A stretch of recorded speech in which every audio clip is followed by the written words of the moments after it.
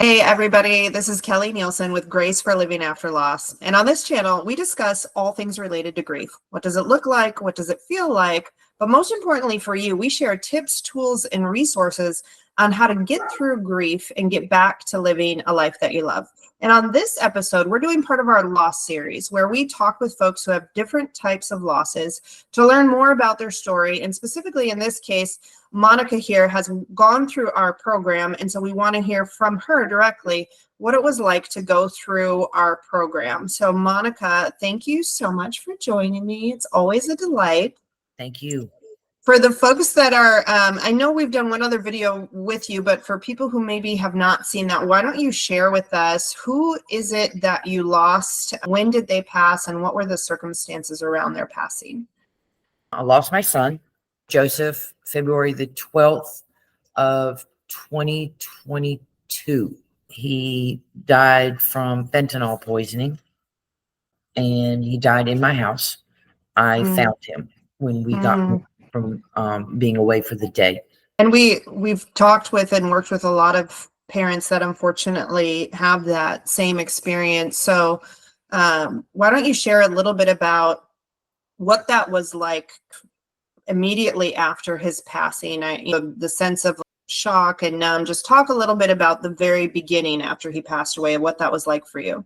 I was in shock. There's no doubt. I couldn't believe it. There were times I honestly was expecting to have him come walk through the door and, Mom, I'm hungry. I have two other children, so I had to handle those two. I was still their mom. They lost their brother. So there were times I had to put me on the back burner and handle them. Fentanyl poisoning. My son had a drug problem. And with the drug problem, there's dynamics that go on within a family.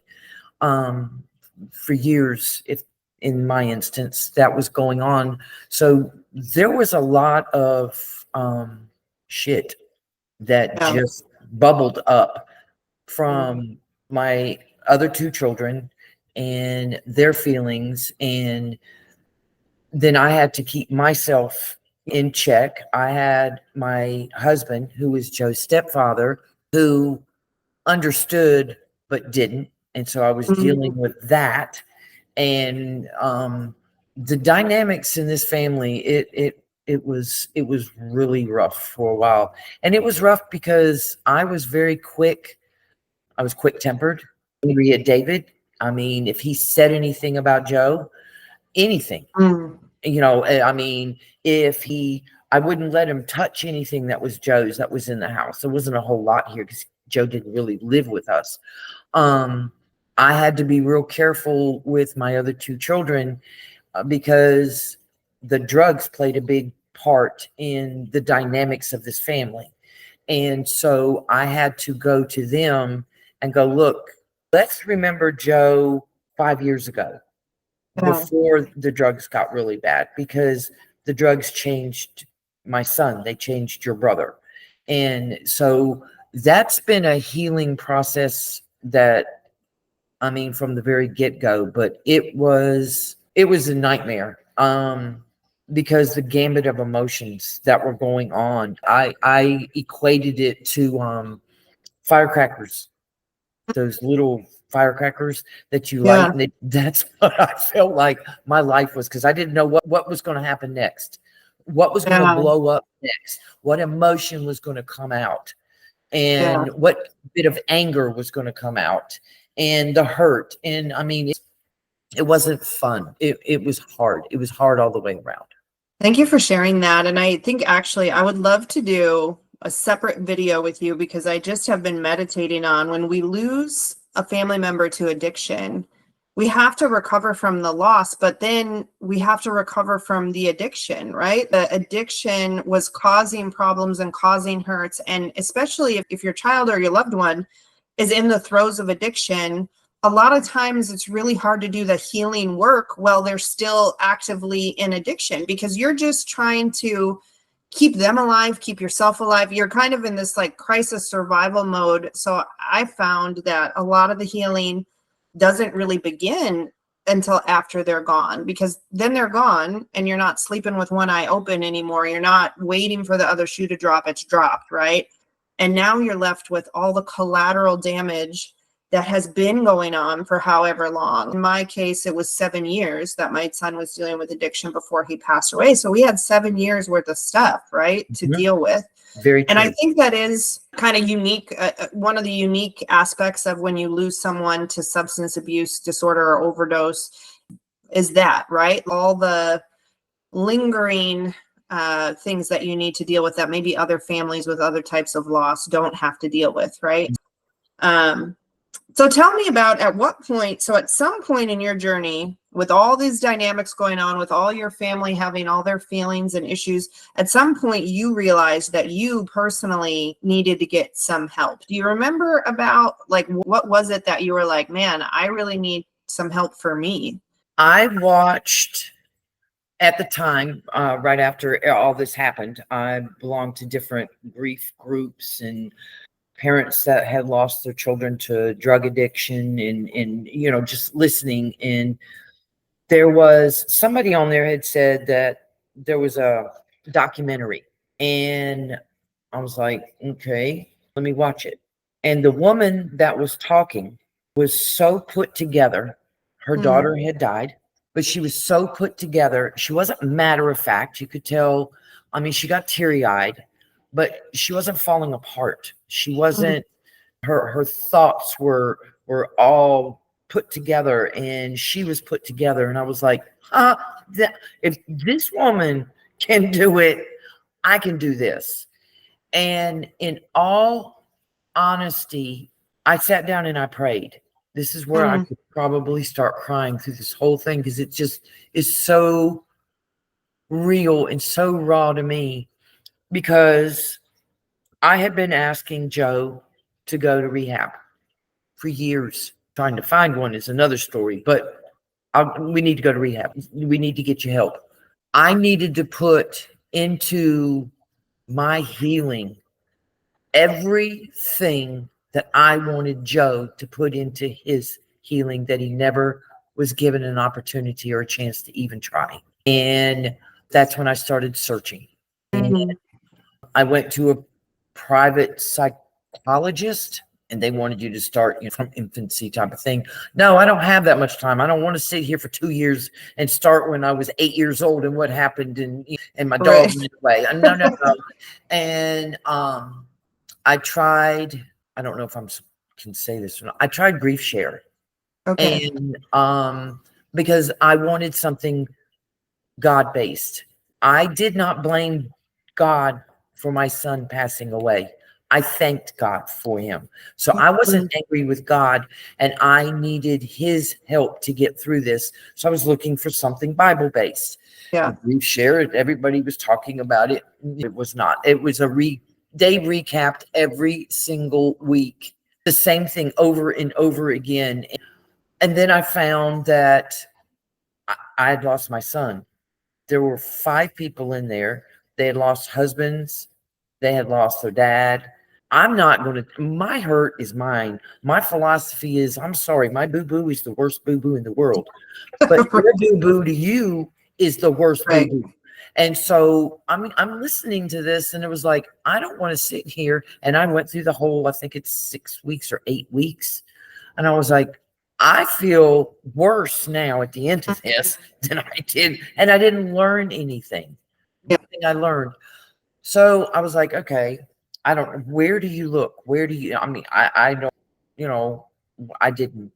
Well, let's get on Facebook. I mean, you can buy a car, you can, you know, remodel your house. Can I remodel my psyche? And so I saw Grief Guru. And I was like, that is the catchiest thing I've heard in a while.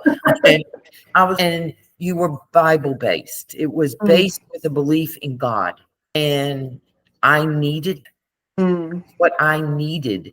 And that's what I wanted. And to me, it was like my inside was like, Monica, my parents passed away when I was my dad when I was, I think, 20, my mom when I was 35. I'm not, I mean, they were hard, don't get me wrong, This put me on my knees. Mm. This was going to devastate me. I am 65 years old. I've just lost my son. This is out of the norm. I need help, but I need help from God. And that's when I ran into you verbally online, and I filled out the little questionnaire, and you called, and the rest is history. I'm so glad for that. I'm so glad that our paths cross. See, Facebook can do some good. Yes, it can. It can. It can. So you worked with Coach Danelle, and you went through our Grief Relief Accelerator program, and you did one-on-one with Coach Danelle. So talk to me about what that experience was like, and maybe the one or two biggest shifts, either in your mindset or before and after, how it changed you. I think the first thing, and what I really liked about it, was week one. I remember Janelle saying, tell me all about Joe. Tell me about it. Just tell me everything. That woman, I remember putting my head down on my kitchen counter crying. She just let me just jabber on. Week two, we've talked about Joe passing away. We know that Joe is gone, and we're not going to rehash this again. We're going to work on your healing. And it was compassionate, straightforward. Somebody was looking out for me. This woman who didn't know me was looking out for me. That was the first thing, because we didn't rehash my son dying ever again in the whole time we spoke. Not in that great detail like that. Yeah. The other thing was truth-based and lie-based. That was one of the other eye-opening things for me when I had to go back and try to remember. I remember my mom, somebody passing away in the family, and we didn't talk about it. Nobody talked about it. And,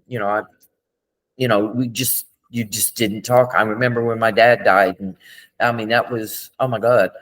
And it was, everybody was left on their own. There was, so I thought, oh, I have to do this all by myself. I mean, that's how I dealt with my dad. That's how I dealt with my mom. And no, you don't. And that was the eye opener. And then it was so funny because I spoke with Janelle this morning and said the other thing that just, anybody that I coach will hear this from me 1,000 times. Box breathing. The best thing I've ever heard of. Never knew what it was. It has been my lifesaver of all lifesavers, because it helped me. I concentrated on going 1, 2, 3, 4 and not thinking about what I was upset about, to where it just kind of cleared my mind, because I'm not somebody, I'm trying to learn to meditate. And the little people in my head just go, da, da, da, da, da. Box breathing was the other thing that just, it was something you can do. I don't care where you're at. You can be in the grocery store, and, I can go down the Pop-Tart aisle and just look at them going, just breathe. And nobody's going to look at you like, I'm not going to burst into tears. Yeah. And, I can be in the middle of the mall if something should trigger me. That box breathing has been my saving grace. I love that. Well, and you let the cat out of the bag that you're now in the process of becoming one of our coaches, which I'm thrilled about. And I think that you are actually the first ever client turned coach, which is our heartbeat. So we're ordinary people who use these tools to get healing, and then we help others do the same. And so I want you to tell me, why did you say yes to becoming a coach? Why was it not just enough to get your own healing? Why do you want to help others? God told me to. I'm going to be honest. I mean, honest to goodness, it was like, I always feel, for me personally, that whatever I do, it needs to benefit people around me. I'm one of those people that I'm a firm believer in telling somebody that they're pretty. Oh, I love your hair. Or smiling at an older person, or picking up something just for another human being, just tiny little thing. This to me saved my life. My children will tell you they got their mother back. My husband will tell you he got his wife back. So if I can give that to somebody else, I'm just paying it back. It was a lifesaver. And it's not, you do it yourself, but I'm not doing this all by myself. Janelle cared. She genuinely cared. When I spoke to you, you cared. Yeah. And that, and when I was approached, I was like, I got to think about this, because I'm not exactly a morning dove. I'm very straightforward and I'm very matter of fact at times. But God said, but you got a heart. And I want to honor my son. And my son is in heaven and needs to see that there is some good that came from all the BS that I know he would say, okay, I put my mom through this. This is what my mom can make a cake out of sand if that's what she wants to do. And this is what I'm doing. That's why I want to help. And there's people out there that I understand, but I want you to see me. And if you'd have seen me on the 12th of February, I never would have dreamed in 100 million years I would be sitting here not crying, not an emotional wreck. And his birthday's next week. And I know it. And I mean, like you've said, and Janelle has said, and you tell people all the time, you're healing, but he's still my son. I'm still going to have those little pings, that's his day. No, to give it back. And like I said, God told me to. I'm retired. Yeah. I mean, and it's just the timing. It's meant to happen. Yeah.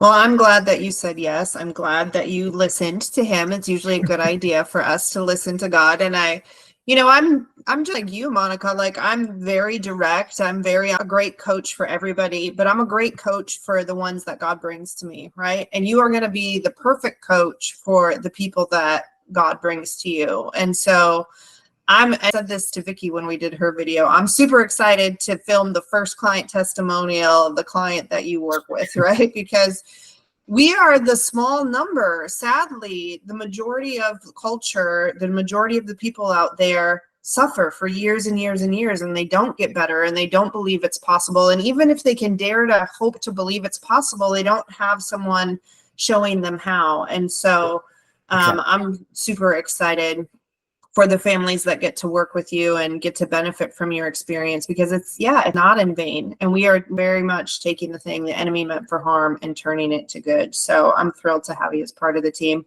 I want to ask one last thing. So let's say somebody stumbles across this video and potentially they're going to work with us, or maybe even work with you. What is your encouragement, your highest hope? What do you want those families to know? You will laugh again. You can laugh again. You can smile, and you can honor your child, your father, your mother, by doing just that. There's no way that I believe that the people in my life that have gone before me and are in heaven, or the people that are in your life that have gone before you and are in heaven, are sitting up there going, I just want my mom or my brother or my sister to cry. You given these. And they're simple tools. I mean, it isn't like something that you're going to go buy in a grocery store. It's simple tools that you're going to find that inner strength that you've got with those tools. And I mean, that is the beautiful thing when you realize you got it inside you already. We're just going to take the cap off the jar and say, here, see, right here. Oh, I love that. That's such a good analogy. Well, I love it. And thank you so much, Monica, for being with us again today. And more importantly, like we said, saying yes and making yourself available to help other families follow in your footsteps. Because unfortunately, there's families each and every day that are getting news and having to navigate this path. But now they don't have to go it alone, right? So it's great. So if you're in one of those situations, be sure to check the description below. We'll have links with resources, and we'll have a link where you can speak with somebody on our team to learn more about the programs that we have available, and in the very near future, working with Monica directly. So be sure to check that out, and also subscribe to our channel for additional videos and tips and tools and resources for grief recovery. Until next time, guys, we will see you.